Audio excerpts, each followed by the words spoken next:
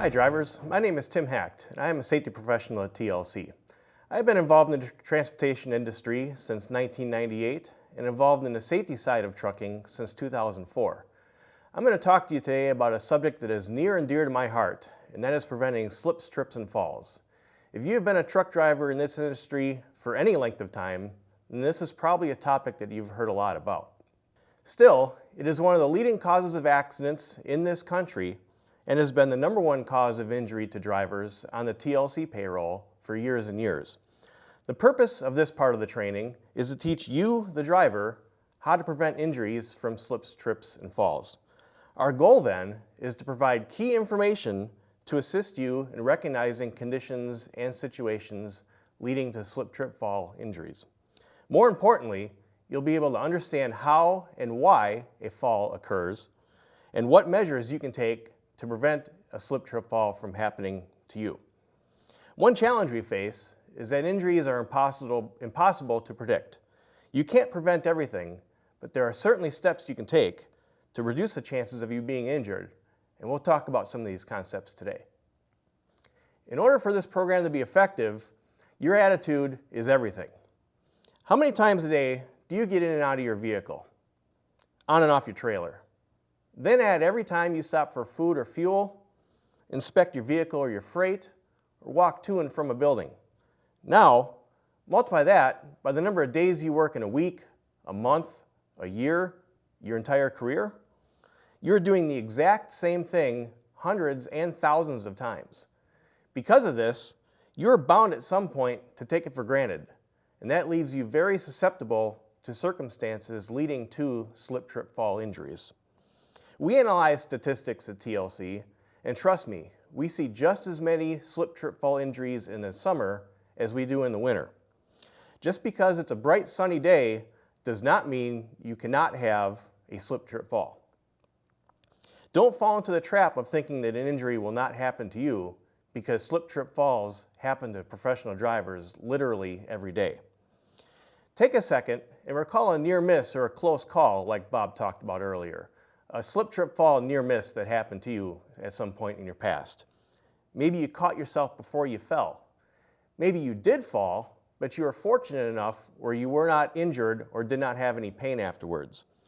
Since you cannot predict what the injury would be when a slip, trip, fall occurs, you must take measures to prevent the slip, trip, fall in the first place.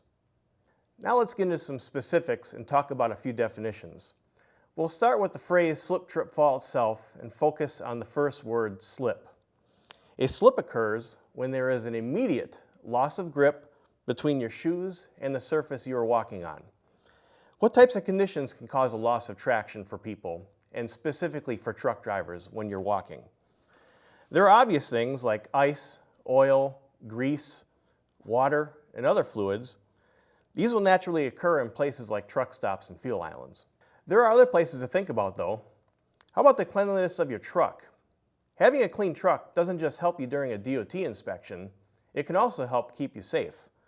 For example, we had a driver slip on a fast food wrapper that was sitting on the floor of his cab, and that person fell out of the truck and onto the ground. While this may be less likely to happen, the point is that a slip, trip, fall can occur when you least expect it. When the term professional gets used, it should also be used to describe the condition of your workplace. Treat your truck as your own small business. In other words, keep it clean and professional looking. What about surfaces which appear dry? Some floors in your workplace and in other public areas may look safe to the naked eye, but remember, nothing is slip-proof. This will definitely come into play when you are in a parking lot, coupling and uncoupling, pulling the fifth wheel, sliding tandems, cranking landing gear, or any other actions that you do day in and day out. You could be standing on gravel, maybe crushed rock, so you want to be on a flat, level surface whenever possible. Having good, solid footing and maintaining a proper stance is also very critical. Another good tip to remember is this: all hard, shiny surfaces are slippery when wet. You will not always have the proper warning that the floor is wet, so you need to be especially aware of your surroundings and the environment around you whenever you are walking on tile, marble, or another hard, shiny surface. And remember, if you see something, say something. I bet you would want to know when someone spots a spill on the ground and they take time to clean it up. You should do the same. Communication and actions are the keys. Since the word shoes has already been mentioned, let's talk for a second about how much footwear can make a big difference. You should wear a non-slip-soled shoe that has a closed toe with adequate ankle support. Sandals, flip-flops, especially brands like Crocs, these may be comfortable to wear, but these are not safe types of footwear for drivers. I know cowboy boots are popular too, but again, the standard cowboy boot does not have a slip-resistant sole. There are cowboy boots out there that are designed with safety in mind, and believe me, they are just as stylish as those old-fashioned ones. So be sure that the soles of your shoes have good tread. Also, inspect the soles of your shoes from time to time and make sure that the tread has not been smoothed out or worn down. Remove any gum, dirt, snow, grease, or any type of debris that could cause your shoe to suddenly lose contact with the surface you are walking on. The second definition to cover is the word trip. You trip when your foot stubs or hits another object. This may stem from an uneven surface, a change in elevation like a curb, a damaged surface like a pothole, or any small item sticking up from the ground. When you trip, it's likely you will fall and possibly injure yourself. In some cases, a trip may simply throw you off balance and you could recover, but in some instances you may not. Unfortunately, we are not all blessed with the exact same balance, coordination, and athletic ability. Trips usually result from not paying attention to where we are going. What is one of the first things that come to mind when I say the phrase, not paying attention? I know that the first thing is that I think of cell phones and other mobile devices. If your face is buried in a handheld device, then you are much less likely to notice a change in elevation or another condition that may cause you to trip. What else might cause you to trip? What about other floors or climbing surfaces that may be loose or unsecured, like steps, deck plates, and ramps? And remember what was discussed earlier with regards to good housekeeping. Be sure to keep things off the floor and off the ground, like tools, hoses, wires, cords, and other items that could cause you to trip. You must also recognize that you may simply not see that change in elevation or surface at all. To help avoid this, make sure that your sight is not obstructed by items that you are carrying, like boxes or your paperwork.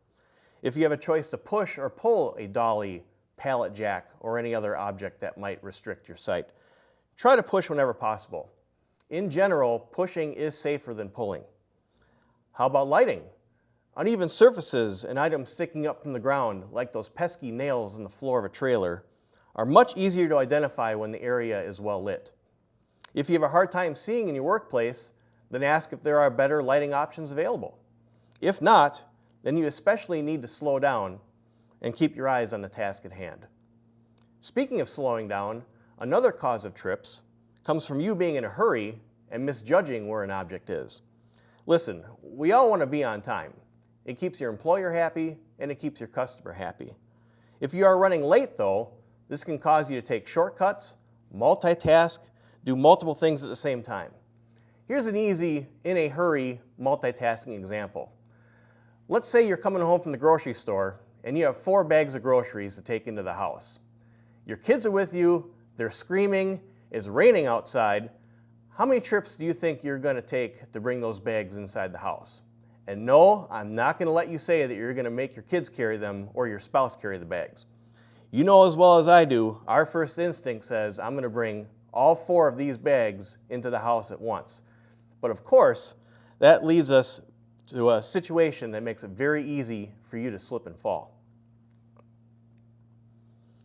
You have to make a conscious decision every day to not multitask and to take things one step at a time. Also, starting your day on time and being efficient with your time can help prevent these situations. Trips are dangerous, but you can prevent them by watching where you're going, picking up debris in your way, and making sure you have enough time to remove items that are in your walking path. The third and final definition is the word fall. You fall when you have lost your footing and your center of balance. It is the end result of a slip or trip. At this point, it is too late to prevent, and it is only a matter of how serious your injury or injuries will be. Hopefully, any injury you sustain will be minor, but as we talked about earlier, you cannot accurately predict what your injury will be when you fall. So, how do you prevent the fall?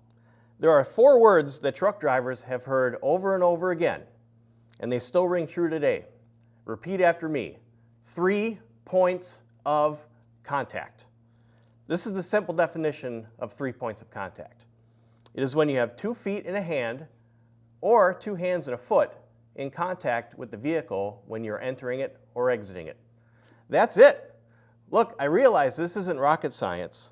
The fact is, however, that 3-point contact gives you good balance and a better chance of catching yourself if you slip or trip. Getting in and out of the cab and climbing on and off the trailer are the 2 most likely times you will use 3 points of contact. And in these cases, you should always face the tractor or trailer and have both hands free whenever possible. Put anything you are carrying into the cab or onto the trailer first, and then climb in. Remember though, that you can have more than 3 points of contact. 4 points of contact is the best option, and this obviously means that both your hands and both your feet are in contact with the ground and or the object. This is especially recommended in any situation where a fall could result in a serious injury. Gravity is a lot like Father Time because it is undefeated. And what I mean by that is when you fall, you will hit the earth, and you will hit it with significant force. A fall from even as little as 4 or 5 feet is enough to break a bone. When would be a good time to have 4 points of contact? How about standing on the edge of a loading dock? You should never be that close to the edge to begin with, but when a trailer is backed up to a dock, there is usually enough space between the trailer and the bay door for someone to fall out. Sadly, we have had a couple of life-changing injuries at TLC from drivers falling out of a loading dock and landing on concrete. We want to do everything in our power to prevent a similar incident in the future. What other times might you consider using 4 points of contact? You may not climb a portable ladder very often, but how about rungs or steps built onto a trailer? If you are a flatbed driver, then one critical area is on the trailer itself. Some larger warehouses and distribution centers use fall protection systems when people are required to wear a harness on a trailer. And the reason for this is because they realize the potential to fall from a height, which would cause significant injuries. If you are on the side of the highway or in the yard, however, you do not have the luxury of wearing a harness. Hopefully, you never find yourself standing on top of a loaded trailer without fall protection. But if you do, then consider getting on your hands and knees and crawling on top of the load instead of walking. I guarantee you that you would have a much better chance of catching yourself if you lose your balance when a gust of wind hits you or your tarp. Yes, it might feel a little strange at first, and yes, you might look a little strange, and maybe even a fellow driver might accuse you of acting like a rookie. But I would counter by saying that slips, trips, and falls are for rookies. Being smart and being safe, that's the name of the game here. Crawling would also give you better odds of preventing a fall from accidentally stepping into an opening or from putting your body weight into a low spot of your tarped load. Being aware of the uneven spots on your load by drawing a simple diagram can help you avoid these costly mistakes altogether. Lastly, I would like to take a second and ask you to please stay away from one of the most common shortcuts drivers take. There's a bad habit of jumping when trying to save a few seconds getting in and out of a cab or on and off of a trailer. Consider this. How many times do you think a professional basketball player jumps into the air during their playing career?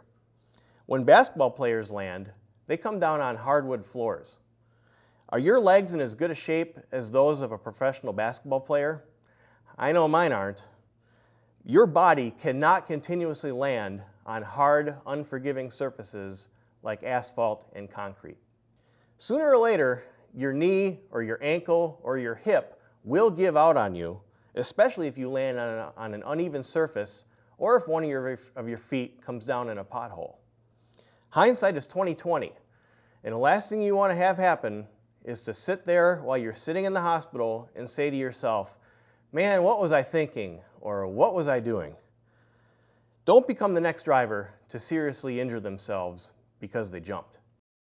I'll finish this portion of the training by saying that slip, trip, fall prevention is all about the safe choices we make. Sometimes we do choose the unsafe method, and yes, sometimes there are cases that are totally out of our control. We can't possibly cover every single scenario, but we did talk about many common situations.